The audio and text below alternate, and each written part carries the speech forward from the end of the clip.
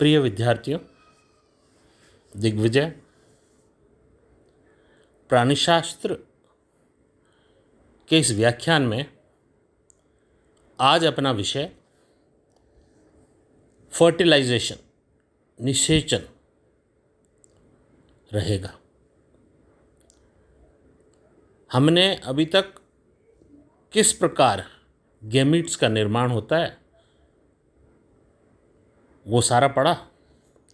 अब अपन इन गैमीट्स के द्वारा किस प्रकार से इनका निषेचन होकर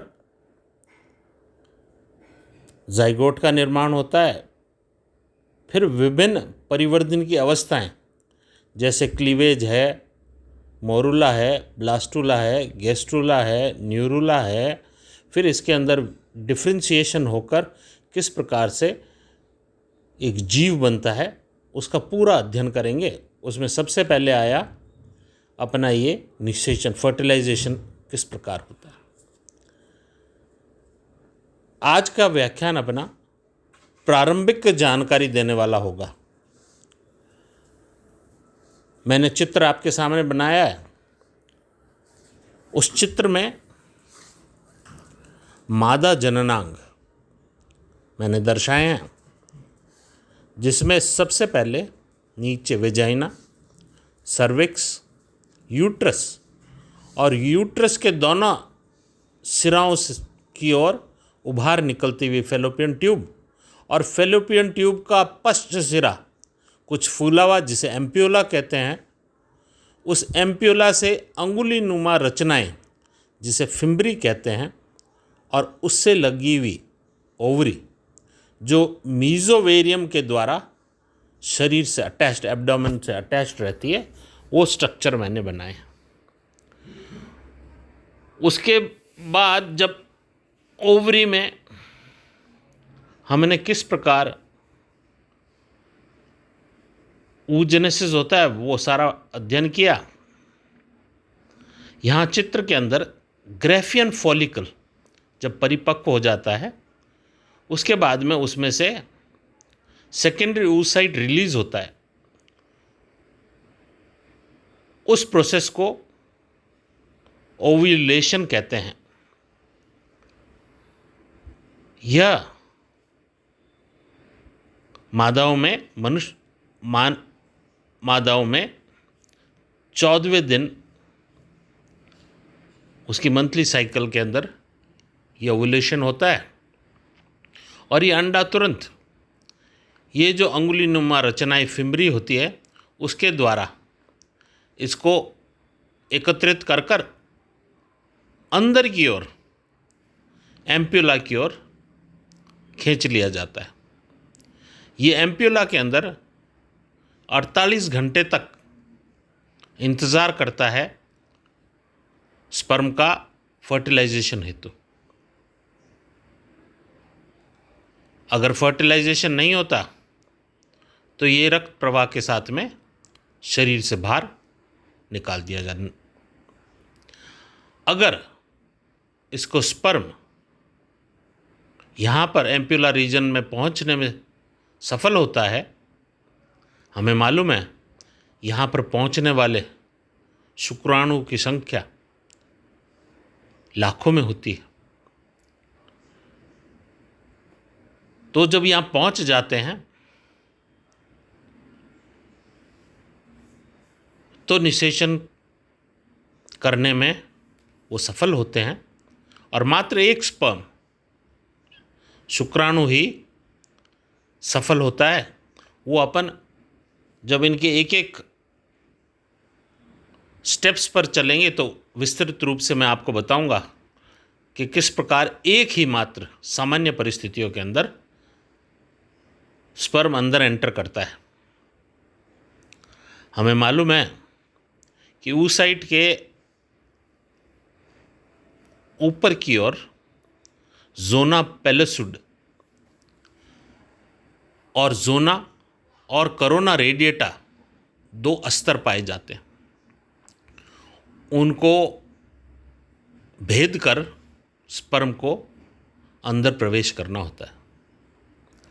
स्पर्म का मात्र जो इसका शीर्ष भाग है, हेड रीजन, जिसके अंदर न्यूक्लियस और प्रॉक्सिमल सेंट्रियोल हैं, मात्र 2 अंदर प्रवेश करते हैं, बाकी सारा हिस्सा बाहर रहता है। अंदर प्रवेश करने के बाद में प्रॉक्सिमल सेंट्रियोल द्वारा विदलन, जिसे क्लीवेज कहते हैं, वो प्रक्रिया शुरू होती है और अंदर प्रवेश करते ही ये सेकेंडरी oocyte दूसरी पोलर बॉडी रिलीज करता है और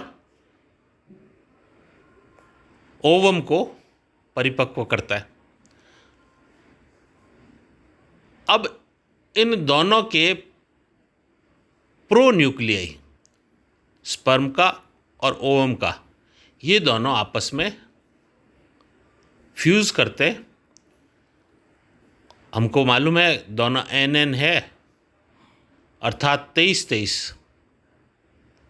क्रोमोसोम्स दोनों में, दोनों मिलकर 2N बनते हैं, अर्थात 46 क्रोमोसोम्स पुनः फ्यूज्ड सेल जिसे जाइगोट का है, उसके अंदर डे 1 पर ये बनते हैं।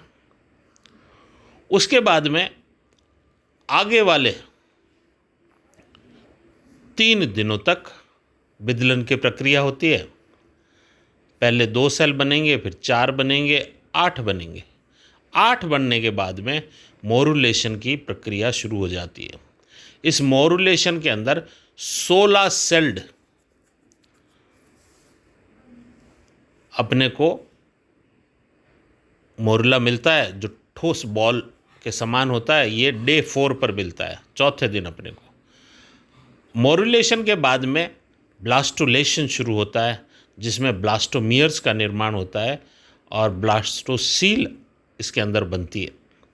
ये डे 5 पर बनती है। उसके बाद में अब ये जाइगोट धीरे धीरे चलता हुआ यूट्रस के अंदर आ गया और यूट्रस की सतह पर अब इसको इम्प्लांट होना है। तो मैंने डायग्राम नीचे ब्लास्टुलेशन के बाद में इम्प्लांटेशन का बनाया है। उसके अंदर ये ज़ोना पेलिसुड किस प्रकार से ये अस्तर हटता है और ये इस दीवार पर चिपक, इस प्रकार ये 7वें दिन ये भ्रूण यूट्रस में प्रत्यारोपित हो जाता है। ये था चित्र के माध्यम से आज आपको सारा फर्टिलाइजेशन समझाने की एक सामान्य विधि। एक बार स्मरण करते हैं कि स्पर्म रिलीज होने के बाद में इसने कौन सा पथ चुना।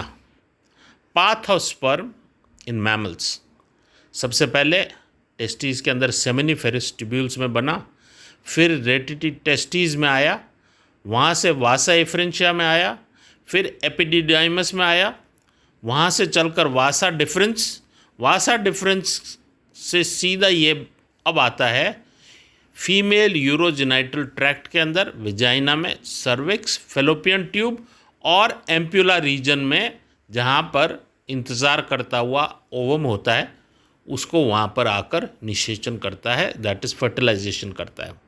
इसी प्रकार से हम ओवम की बात करें, path of ovum in mammals, तो ओवरी के अंदर ग्राफियन फॉलिकल्स के अंदर परिपक्व जो फॉलिकल होता है ग्राफियन फॉलिकल, उसके बाद में सेकेंडरी oocyte के तौर पर ये रिलीज़ होता है। इस प्रोसेस को ओवुलेशन का है।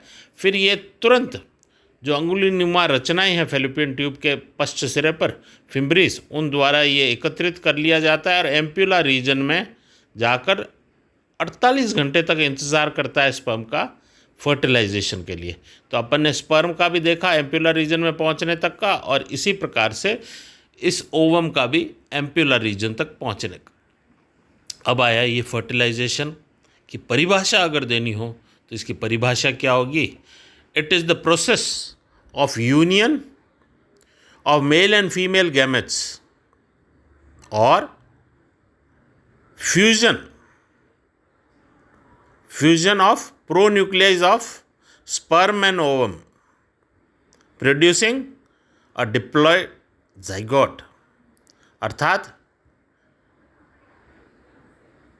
दोनों नर और मादा के गैमीट्स का मिलना और उस गैमीट के अंदर जो उपस्थित प्रोन्यूक्लियाई है उन दोनों का आपस में फ्यूजन होना और जाइगोट के निर्माण, ये सारी प्रक्रिया फर्टिलाइजेशन में आती है। फर्टिलाइजेशन के 5 चरण हैं। पहला है कैपेसिटेशन, दूसरा है एक्रोसोमल रिएक्शन, तीसरा है फास्ट ब्लॉक ऑफ पॉलीस्पर्मी, किस तरह से तुरंत पॉलीस्पर्मी एक से अधिक अंदर न प्रवेश कर जाए उसके लिए फास्ट ब्लॉक में क्या क्या होता है, और चौथी है स्लो ब्लॉक ऑफ पॉलीसेट, और आखिरी है एम्फीमिक्सिस, जो जैसा परिभाषा में कहा था fusion of pronuclei of sperm and egg. यह आज मैंने आपको एक प्रारंभिक जानकारी चित्र के माध्यम से देने का प्रयास किया है। अब अपन ये जो विभिन्न स्टेप्स हैं फर्टिलाइजेशन का, उनके बारे में एक एक करके अध्ययन करेंगे। मेरे द्वारा दिए गए असाइनमेंट का भी ध्यान रखें, उनका भी उत्तर देने का प्रयास करें। धन्यवाद।